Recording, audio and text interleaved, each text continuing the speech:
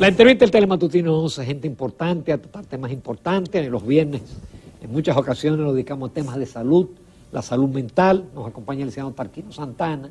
Él es psicólogo, pero es un académico que han pasado muchos psicólogos por sus manos. Buenos días, Tarquino. Sí, buenos días a todos ustedes por esta invitación que yo con mucho entusiasmo he accedido a atender la petición de ustedes de que estuvieran por aquí. Sí. El doctor Santana va mucho al programa de nuestro amigo Héctor Guerrero Heredia. Sí, así es. Que hace tiempo lo quiero tratar, pero Héctor está muy ocupado. Pero Héctor nunca nos dice que no. No, es que está muy ocupado. Está muy ocupado. Sí. Licenciado, ¿cómo uno diferencia entre ir donde un psicólogo o un psiquiatra? Yo tengo depresión. No, yo no tengo depresión, mentira.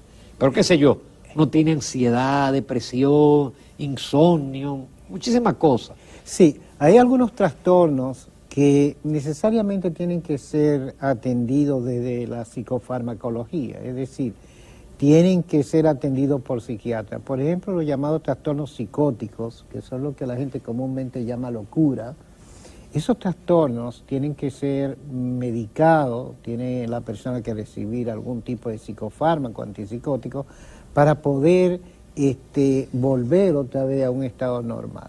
Entonces, en esos casos, la persona necesariamente tiene que ir a un psiquiatra. Lógicamente que el hecho de ir a un psiquiatra no significa que que no está supuesta a recibir también psicoterapia, ¿no?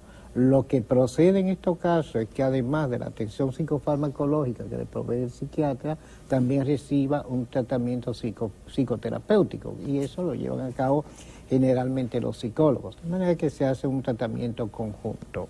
También en la depresión severa, en esa depresión que no cede o que la gente está en una condición tal que no resulta receptiva a la conversación, hay que estabilizar el estado de ánimo, y eso se logra a través de los psicofármacos, a través de los antidepresivos.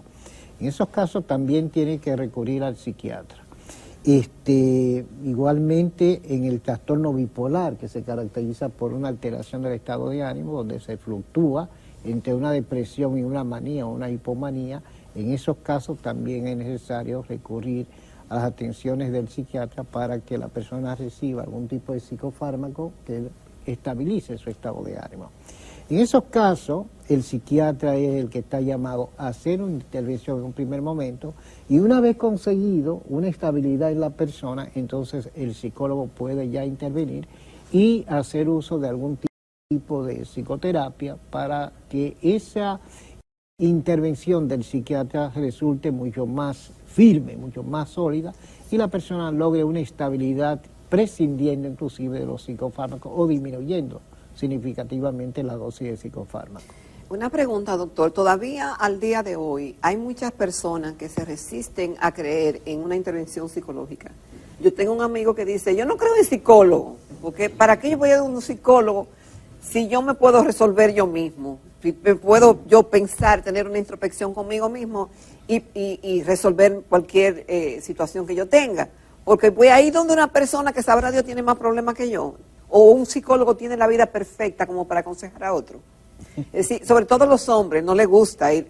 Yo he oído muchos hombres que no.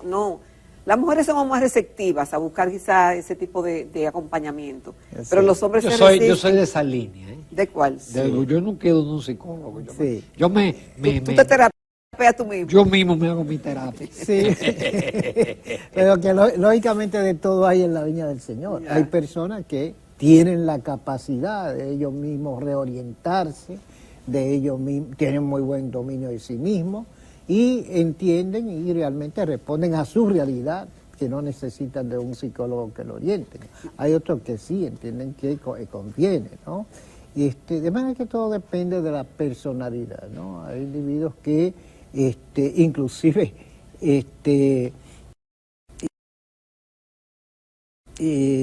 hay filósofos que están haciendo intervenciones porque entienden, por ejemplo, en el suicidio, que lo que pasa en esas personas que incurren en actos suicidas es que hay una ausencia de una filosofía de la vida adecuada que le permita manejarse en situaciones difíciles y salir adelante, ¿no? De manera que hasta la filosofía de la persona puede ayudarle a sobrevivir a situaciones difíciles. Doctor, hay personas que son estables emocionalmente y que nunca tienen un problema, porque también hemos visto, hemos leído de grandes personalidades de este tiempo y de la historia, en cualquier rama, que tenían sus situaciones emocionales y se manifestaban de diferentes maneras. Cuéntenos a ver. Sí, no vamos a decir que no tienen problemas, sino que saben manejar los problemas, ¿te das cuenta? Que saben manejar los problemas. Problemas probablemente tengamos todos, sin excepción, pero la manera como manejamos los problemas es lo que nos va a diferenciar a uno de otro. Hay personas que tienen problemas muy serios, sin embargo, no se desestabilizan por eso. Hay otros que tienen problemas ligeros y, sin embargo, se desestabilizan. Todo va a depender de rasgos de personalidad. Hay personas que son resistentes, ¿no? Que resisten situaciones difíciles, ¿no? Hay otras personas que no. Hay personas que son resilientes. Hay personas que en situaciones difíciles salen al camino. Hay otros que se derrumban. Entonces, los rasgos de la personalidad inciden mucho en cómo las personas van a manejarse frente a situaciones difíciles, ¿no? La muerte de un familiar puede llevar a una persona a una depresión, a una desesperación, y otro que lo quería igual logra un manejo adecuado de esa experiencia. Entonces, fíjate que la personalidad va a incidir mucho en la manera... Doctor, ¿y la personalidad, el carácter, el temperamento, se nace o se hace? Bueno, cuando se habla de personalidad, tenemos en cuenta dos componentes de la personalidad. Uno que llamamos el componente temperamental y otro que llamamos el carácter. El temperamento se refiere a esas reacciones que tiene la gente frente a un evento que tiene un componente genético. Ese es el temperamento. Y el que existan temperamentos distintos y que tienen genéticamente determinado, eso se puede conocer, puede la madre darse cuenta, porque si tú le preguntas a una madre que ha tenido varios hijos, ¿cómo han sido sus hijos desde el momento en que nacieron? Te va a decir, eran diferentes todos. Y después se crían y cada uno tiene su propia personalidad y se han criado en un ambiente similar, han recibido la misma enseñanza, los mismos valores, la misma cultura, sin embargo se comportan de manera distinta.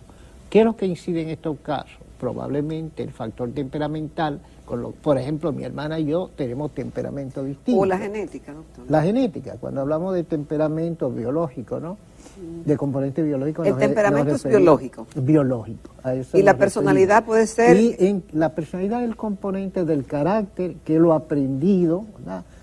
Las normas que tú vas introyectando, la cultura, los principios, los hábitos que tú vas adquiriendo en el curso de tu vida, eso va a conformar tu carácter. Pero el temperamento es lo que se exhibe desde muy pequeño. Un niño, por ejemplo, puede ser muy tranquilito y otro puede ser muy activo. Hay niños que son muy extrovertidos. Yo que tengo 8 nietos, tengo algunos tranquilitos y otros que son... Sí, hay algunos que son muy extrovertidos. Hay unos que son muy extrovertidos y tú le dices, ven acá, papi, ¿cómo tú te llamas? Y empiezan a hablar. Hay otros que tú le dices, ven acá, y hacen así, salen huyendo y se van para donde el papá, donde la mamá. ¿Te das cuenta? Entonces, esos rasgos de la personalidad tienen un componente biológico, genético, como dices tú, ¿no? Taquino, con tu permiso, los amables televidentes, nos vamos a una pausa comercial. Volvemos porque todavía nos quedan algunas preguntas con el licenciado Tarquino Santana, que es psicólogo y académico. Esta mañana en Telematutino 11 estamos conversando con el licenciado Tarquino Santana, quien es psicólogo y académico. Estamos hablando del bienestar, de la salud mental, algo que es fundamental para acometer cualquier tarea en la vida.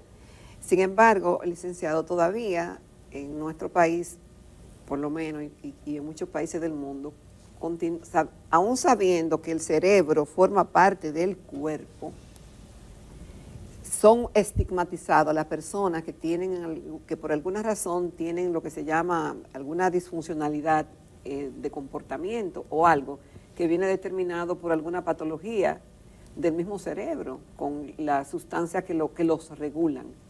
Y todavía hay mucho estigma de decir que tú visitas a un psiquiatra, que tú tienes que ir a un psicólogo, y se ve como que si tú no fueras normal, pero cuando una persona tiene diabetes o cuando tiene alguna patología cardíaca, no se cuestiona de que si vamos a ver eso, tampoco esa persona es normal. Normal entre comillas, por eso lo resalto. ¿Por qué usted cree que a través de los siglos, de los tiempos, se sigue estigmatizando a los pacientes que tienen discapacidades o algún tipo de patología de su estado de ánimo, de temperamento y de su forma de... Eso tiene un origen histórico. Realmente la patología, el trastorno mental, lo que hoy entendemos como trastorno mental, no siempre se entendió como trastorno mental. A veces, en otros tiempos, la interpretación que se daba a una manifestación psicopatológica era que la persona tenía un espíritu. Por ejemplo, en la Biblia, los los endemoniados que sacaba los Jesucristo. endemoniados que Jesús les sacaba malos espíritus eran precisamente personas que tenían epilepsia, algún trastorno psicótico, y ellos entendían que tenía un espíritu dentro. Inclusive se practicaba la trepanación, que consistía en hacer una perforación en la cabeza para que saliera ese espíritu maligno. Después, la idea que había con respecto a la persona que tenía un trastorno mental es que lo hacían como un acto de maldad, ¿no? Eran personas endemoniadas, eran personas que tenían un espíritu diabólico y eran tratados como tal, ¿no? Después ya en el siglo XVII, por allá, siglo XVIII, todavía eran tratados como delincuentes. Como delincuente, ¿cómo va a ser? Como especie de delincuente, ¿no? Y, por ejemplo, en Francia, que fue donde se asumió una posición distinta con respecto al tratamiento de los pacientes mentales, lo llevó a cabo un psiquiatra llamado Pinel. Ellos estaban con grilletes, encerrados en celdas, ¿no? Esa era la forma como se atendía a los pacientes mentales. A partir de Pinel comienza a concebirse ya una forma de tratamiento para los pacientes psiquiátricos. Eso continuó y a principios del siglo XX hubo un movimiento que se llamó movimiento antipsiquiátrico, que consideraba, formado por psiquiatras, ¿no? Y ese movimiento antipsiquiátrico entendía que el paciente psicótico, lo que llamamos psicosis en términos técnicos, esquizofrenia en términos técnicos, y que ellos le llamaban locura, y ellos entendían que la locura no era más que un viaje que hacían las personas, y crearon unos centros de atención, no a pacientes, porque ellos no lo llamaban pacientes, lo llamaban residentes. Y ahí las personas que estaban residiendo en esos centros podían hacer cualquier cosa que diera su gana. Lo único que ellos no podían hacer era matarse ni agredir a otros. Pero ellos podían andar en cuero, ellos podían defecar donde quisieran, ellos podían hacer cualquier cosa. Ese era el criterio que prevalecía en los centros antipsiquiátricos, ¿no? Ahí no se hacía terapia, ellos se reunían en grupo y conversaban y exponían su punto de vista. Realmente esto terminó desapareciendo, pero incidió significativamente en la política que se iba a seguir en el tratamiento de los pacientes psiquiátricos. Ustedes han visto que el hospital psiquiátrico Padre Villini, el antiguo 28, desapareció como hospital psiquiátrico. Y hay una tendencia general a la desaparición de los hospitales psiquiátricos. Y eso se debe, primero, a que los tratamientos a través de psicofármacos hoy en día son muy efectivos. Y segundo, que la visión que hay hoy en día sobre los trastornos mentales y la actitud de la gente no es tan similar a lo que fue 30, 40 años. Yo creo que hay una cierta receptividad y hay más personas que recurren al psiquiatra y al psicólogo que lo que hubo en otros tiempos.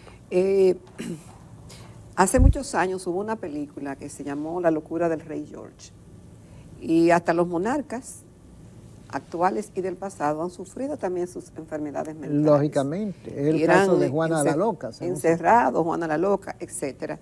Y él estuvo afectado realmente, era de una enfermedad llamada porfirismo, que es una enfermedad de la sangre que interviene en el comportamiento y produce esas manifestaciones de locura, pero en ese momento no se sabe ahora que era por eso, pero Dice en realidad la historia que él nunca se curó de lo que tenía y que era motivado por eso. Es decir, que una patología que no tiene que ver con el comportamiento puede alterar el comportamiento. Lógicamente que sí, por eso cuando se hace un diagnóstico tiene que establecerse si ese diagnóstico que se está dando, si esa enfermedad que se está diagnosticando está vinculado con alguna condición biológica, física, una enfermedad.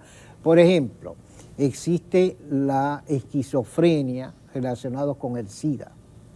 Entonces se habla de una psicosis debido a enfermedad del SIDA. El SIDA en ocasiones termina produciendo trastornos psicóticos, trastornos depresivos. Entonces hay muchísimas enfermedades que terminan reflejándose en trastornos mentales y eso hay que especificarlo. Porque si tú vas a tratar a esta persona que tiene una esquizofrenia y tiene SIDA, tiene que tratar el SIDA conjuntamente con el trastorno psicótico, ¿te das cuenta? Esa es la razón. Pues. Y sí, hay muchas enfermedades que generan. Dicen que los diabéticos son más rabiosos, como decimos los dominicanos. Bueno, eso se dice, sí, que la diabetes tiende a incrementar el estado de ánimo, a afectar el estado de ánimo y a inducir a la gente a un comportamiento agresivo, a un comportamiento menos tolerante. Bueno, eso puede tener que ver con el malestar que genera la propia enfermedad y con la dependencia que crea ciertos fármacos y todo eso, ¿no? Taquino, yéndonos a un caso que tuvo sobre el tapete aquí mucho tiempo, el de la señora Elizabeth Silverio, que se detectó que no tenía, todos los títulos eran falsos, sí. Pero la tipo te hablaba en unas entrevistas que la gente no lo entendía. Entonces, ese es un caso de trastorno psicológico o es una mitómana. Sí, mira, he oído... Es decir, usted viéndola de lejos, porque sí, no la trabajó. Exactamente, eso es lo que hay que resaltar en un primer momento, ¿no? Viéndola de lejos, sin haber hecho una evaluación profunda, sino a través de lo que dice la gente y lo que dice la noticia, ¿no? Se ha comentado, y lo he oído con mucha frecuencia, de que se trata de una persona que acusa un trastorno denominado mitomaníaco. Primero hay que ver qué es la mitomanía. La mitomanía es el mentiroso compulsivo. Ay, no, pero espérese. No me diga eso, doctor, porque estamos llenos de eso. Y en la política. En la política. Entonces, sí, aquí hay una infestación. Bueno. Digo, no estoy generalizando, ojo. Ustedes, sí, para que después nos digan. En la política estamos llenos, y es verdad que estamos llenos, pero se hace con un objetivo. Claro. No se miente por mentir, como sucede en el mitomaníaco. Depende. Esa es la diferencia. Pero que en el caso de ella mentía por negocio. Exactamente, pero fíjate que es distinto a mentir por mentir. Mentir sin que haya un objetivo detrás de esa mentira. Eso es lo que caracteriza al mitómano. Por eso te hablo de mentirosos compulsivos, porque esa acción de mentir no tiene un objetivo ulterior. Y eso es lo que va a diferenciar el diagnóstico de mitomaníaco, que es la mentira por la mentira misma, a la mentira con un propósito ulterior, como sucede en el político. El político lo hace para arrastrar masa y ella lo hacía con un propósito que lo logró aparentemente. Todo el mundo miente. Bueno, sí, hay que ver. Cuando es necesario uno miente. Lógicamente que sí. La mentira es un mecanismo de sobrevivencia. ¿Te das cuenta? Es un mecanismo, si tú, inclusive, aceptado legalmente, porque la propia ley le dice, usted no está obligado a declarar en contra de sí mismo. De manera que si tú mataste, tú no estás obligado a decir, yo maté. La ley precisamente te protege a ti en ese sentido y dice, no tienes que decir lo que hiciste. Di cualquier cosa que vaya a favor tuyo. Pues esa señora, realmente, todo eso que ella tejió, toda esa imagen que ella proyectó, vamos a decir que es falsa, sobre la base de las informaciones que tenemos, ¿verdad? Atendiendo a que nosotros no hemos hecho un experticio. Tenían un propósito. Ella consiguió formar un centro donde tenía una cantidad de pacientes, de personas que asistían a ese centro. Ella logró inclusive participar en el Congreso y dar su versión sobre la ley, el proyecto de ley que había en ese momento sobre el autismo, y todo ese prestigio que ella pudo conseguir lo hizo sobre la base de una serie de informaciones falsas, de títulos falsos, ¿no? Según se dice. No lo vamos a asegurar, pero según todos los indicadores parece ser que esos títulos no correspondían a la verdad. De manera que eso no se enmarca dentro de una patología, sino más bien sería en todo caso acto delictivo. Y hay una cosa importante que la mayoría de las personas desconocen. Existe un manual que lo publica la Asociación de Psiquiatría Americana que se llama DSM. Quizás ustedes lo han oído mencionar. El DSM. Yo no exploro mucho esa área. Ok. No, pero que eso es de la medicina en sentido general, es decir, no solamente de la psiquiatría. Sí, bueno, el DSM es del trastorno mental específicamente. Ese. Pero hay otro que se llama Código Internacional de Enfermedades, que lo publica la Organización Mundial de la Salud, que ese sí abarca todas las enfermedades. Pero este no, el DSM se limita a los trastornos mentales. Y ellos hacen una observación que hay que tenerla muy en cuenta, ¿no?